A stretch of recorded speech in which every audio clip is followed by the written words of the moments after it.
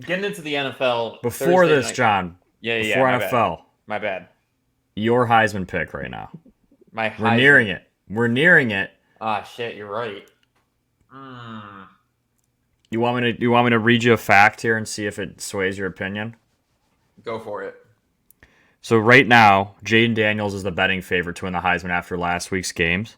He currently has a better passing efficiency, 208.3, and more total yards per game, 417.4 yards per game than any other player to ever win the Heisman. Only Joe Burrow, 26.1, has accounted for more points per game than Daniels, 25.3, in the history of Heisman Trophy. And he still has another game to go. He had 8 touchdowns on Saturday.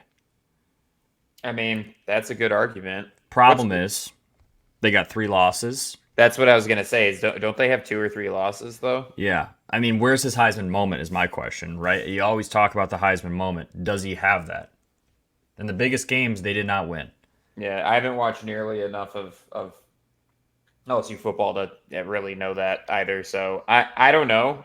Frankly, I have no clue who's up for Heisman this year. I'd like to say that certain skill players or whatever might be available for it. I mean, honestly, Marvin Harrison Jr. is like I think should be in that conversation with the way he's been playing this season. But it's basically become a quarterback award. So I don't think he's going to get any looks there. If he beats Michigan, and he's a large part of the reason why they beat Michigan, I can see Marvin Harrison stealing it.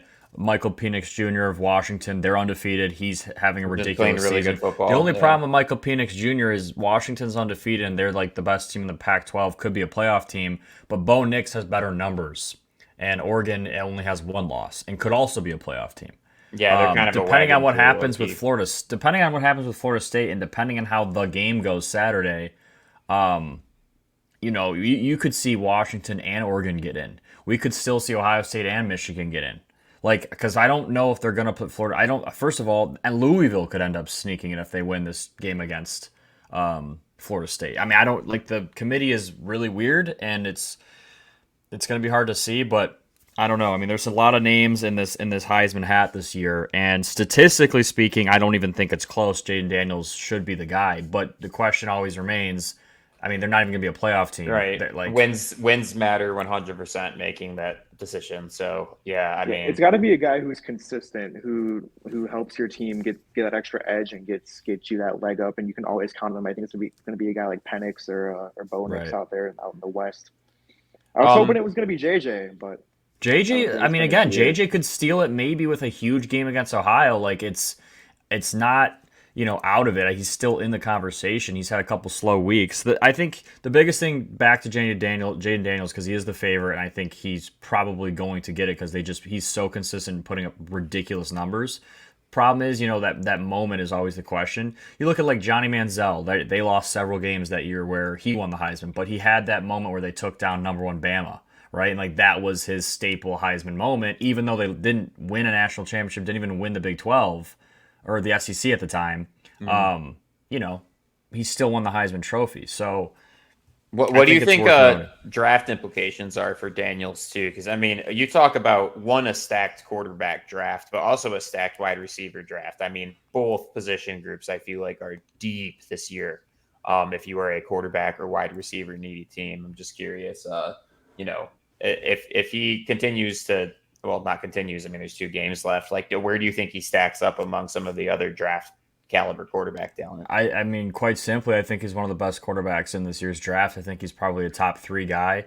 I think the Caleb Williams guaranteed number one pick thing is not a sure thing anymore. I think he's going to be truly evaluated this offseason. I think Drake May's right there with him. Jaden Mhm. Daniels is right there. JJ, if he declares, Penix and Bo Nix both could come out. Um, That's I mean, you six look, quarterbacks that yeah, could be that first are all rounders. first. No, that will all be first rounders. I, That's I, I so can't crazy. see any of those guys. You know, I can't see any of those guys not being first rounders if they all come out. That's the crazy thing, right? And so you could see some of these teams that won't have to reach very far to get a franchise level quarterback.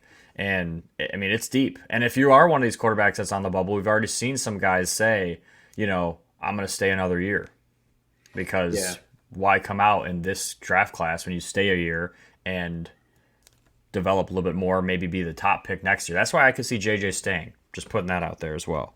Yeah, I mean, I think NIL 100% levels that playing field at a level that we have never seen it in football history. And then, I mean, Drew's in the chat too, and he's completely right. Like, I mean, Marvin Harrison Jr. is, I mean, he is an unreal prospect. He is like a Justin Jefferson potential wide receiver, and I think it's very rare that you have that much confidence in somebody's ability to play at the next level, at the level they're currently playing at in college. And I feel like he's one of those, receivers that it's safe to say that, right? Like, I mean, Yeah. I expect him to be in his rookie year wide receiver number one to whatever team he goes to. So it's no, it's going to be a fun draft, man. I felt like last year's draft was a little bit weird, both from like a position strength perspective and just like there's really wasn't like a very clear cut like number one prospect at any position. Frankly, there was a lot of questions around a lot of players, and I mean, this year I feel like it's there's 5 to 10 guys that honestly you could see drafted number one or number two overall, and that conversation's gonna carry us from this postseason into the draft. So that'll be a fun few months. And practice squad pod went really hard in the draft last year. Talk about behind the scenes work.